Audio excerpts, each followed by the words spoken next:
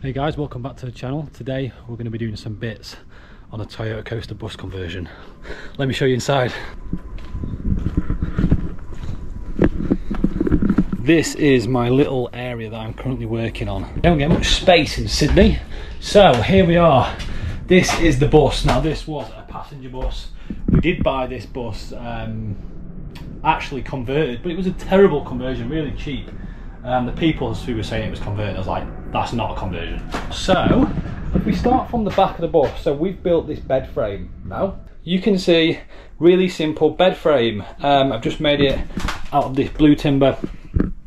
And what I've noticed is, right, so I've built 3 vans in the past. This is number 3. When you're building the bus or converting a vehicle, after doing it before, you start to think, if I do that, how will it affect maybe this or that? So that is what the difference is. I've noticed me doing it this time compared to doing it previously. Also as well, just get on and just build it. Do you know what I mean?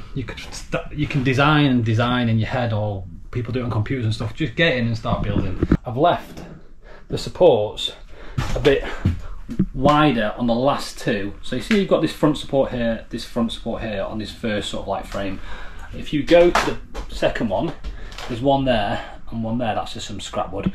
One there and one there. Now I've done it on purpose because I anticipate to have a slide out drawer as we open the back door. So shower. This is a bit of a beast. So it's a large shower. I've tried to dedicate 1 window's worth to every compartment. So bathroom, 1 window. We'll peel that stuff off, but sofa / third pull out bed thing and storage, 1 window. Bed department, 1 window. Now I'm even a little bit short there. That bed is, I think it's about 1.3 meters wide. It's obviously, beds in buses and stuff like that are going to be a bit smaller, but I might overlap the slats to make it bigger. We'll see. So yeah, 1 window. And then you have kitchen, 1 window. Now shower. So this is my tool belt. This is our shower. Now this is about 1.2 meters long. I think it's about 70 centimeters out, and the framing is actually being really like come together quite well. It's been hard though because I want to maintain enough space behind the driver's seat so you're not crunched up. We've done that, but we've had to sort of box around this window ledge, so it's going to be a bit tight opening the window, but we've boxed around. Anyway, this is ready to be ply lined, and then we can put some sort of shower material on the top of it. Maxi air fan. Now this is what it looks like. I'll show you what it looks like on the outside. Well, that's going to be good because it's directly above the bed. Fridge.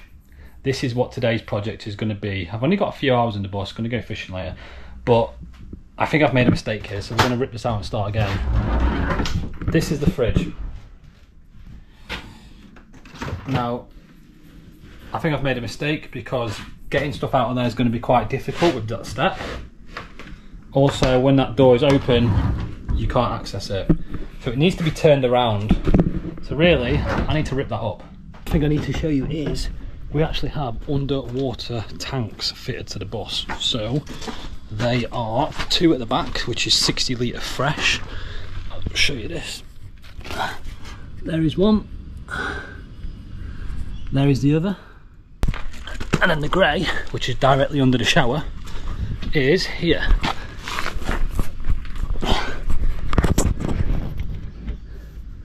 That is the grey. 50 litres that one, 2 at the back or 60. However, what I have found is they're not fully secure because my fiance is currently in the UK and I don't have an extra pair of hands to help me tighten them up. As in 1 person underneath, 1 person on top. Let me show you what I mean. So that is how, let me show you the complete one. So, hang on. This is how I have put the tanks in. I put some big bolts in with some locking nuts and then a square plate Now there's 4 of these. Now you can see the back 2 don't have one. That's because there's a little lip under where this tank is, and it's meant that the bolts that I bought aren't long enough. So I've got some new bolts, I just need another person to help me put them in. And then once I've got the bolts in, I can put a square plate over the bolt just to spread the weight a little bit. So that's how that one is. You can see how this one is. Now I've had to be mindful when putting the bed frames in that they're still accessible. And then the other one is actually, the other 4 bolts are just underneath the shower. Now this isn't in yet, so I could lift it up and show you. Right, yeah, just do that. See the 4 there? They're in, as in they're screwed on, but they're not tight, which is a little bit concerning, because when I'm driving the bus to the suppliers to pick stuff up, I'm always a bit like, oh, the tanks aren't screwed in that tight. This was really making it up as I went along, and I'm not happy with how it's turned out. So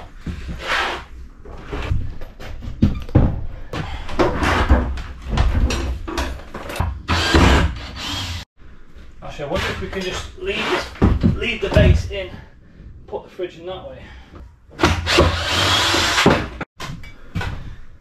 Underneath here as well, we have some sort of control module for the glow plugs. I think that is something to do with the timing of the glow plugs. And then we also have a fuse box there. I also have had a recent spinal injection, so my back can only take so much, like in one go, because I did have back surgery this year.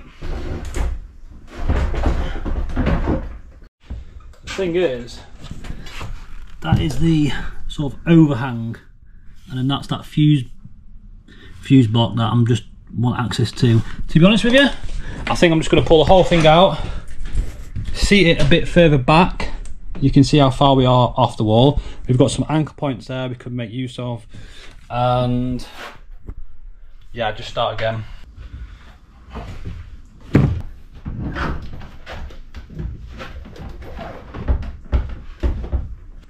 The only thing is, I'm gonna have to pack this, because it's sitting like that and there's gonna be a gap, so we need to pack this with a block or something. Look, we are making this up as we go along, so, but we've got access to that if we need to. I think the ply siding that I will put on here, I'll do it on, well, I'm sweating already. I'll do it with magnetic catchers on that side so it can pop off. You'll see why I've put these bits on, because really, I want the unit to be a bit wider than the fridge. Also underneath it, I've got, that's how it's going to get anchored down to the floor on these plates. These right angle brackets. Right, the good thing is all this untidy shit is going to get covered by some nice ply, but you see we've got a space to run some supports up the side, because what I found with this fridge, right, there's actually a belly in it. There's a belly on that side as well, so that's why I cut it too precise, because I thought, oh, just do it to like the bottom measurements or the top measurements, you know, the dimensions. But then I was running the timber up the sides and it was like, oh, hang on a minute, it's like there's a belly. So to maintain this little gap, because like I said, we've got this belly, to try and keep things, this literally has been made with offcuts, but yeah, I mean, that's not strange, but I reckon something like that. How sweaty I am already. Can you see on the camera? And lots of sweat. It's like literally like a sauna in here.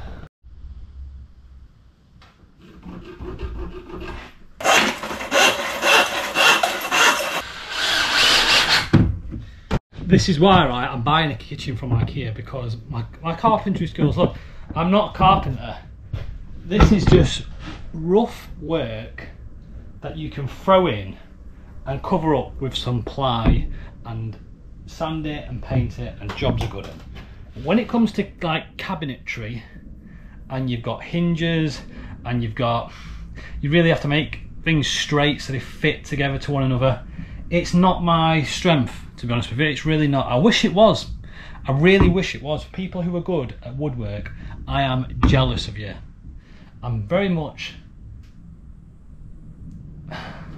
Look, this is what I'm good at. The framing, you know, all that sort of stuff where it's big blocks and they're easy to put together, and you know, I've got all the brackets in there and everything like that, and it's level, and it's, yeah. But when we start getting to like cabinets and stuff, nah, it never works for me. It never works for me. This is stopping me from sliding in.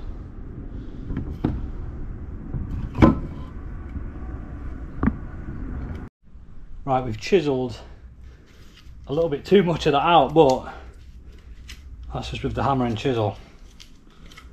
So we'll see if that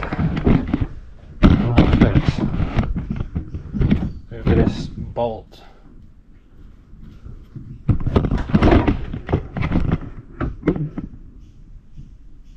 Yeah, I think that's going to work. Couple of supports, one at the bottom, one at the top. Just need to make this structure like strong now, because like I said, been built by bits.